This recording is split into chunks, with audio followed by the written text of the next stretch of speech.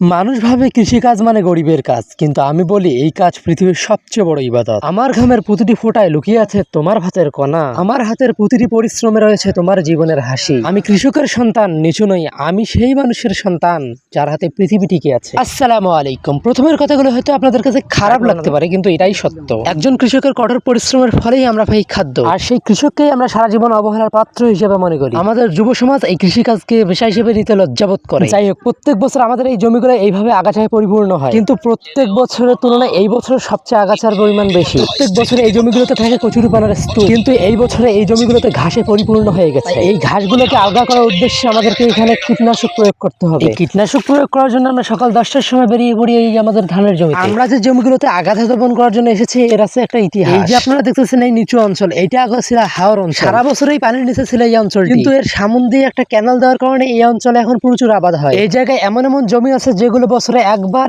দুইবার এবং তিনবার আবাদ হয়। আমরা যে জমিতে আগাছা পরিষ্কার করার জন্য আসছি, এই জমিটা বছরে একবার আবাদ হয়। আমরা যে দোলায় আসছি, অর্থাৎ এই যে কৃষি জমির যে জায়গাটার নাম হচ্ছে বনচুকির দোলা। এইখানে আমার নানার 3 একরের মতো জমি আছে, যেগুলোতে কীটনাশক প্রয়োগ করতে হবে। আমরা এই কীটনাশকগুলো প্রয়োগ করে জমিকে একটু সময় দিলাম ঘাসগুলোকে মরে যাওয়ার জন্য। যেই সময়কাল হচ্ছে 2 থেকে 3 দিন। ঠিক 3 দিন পর আমরা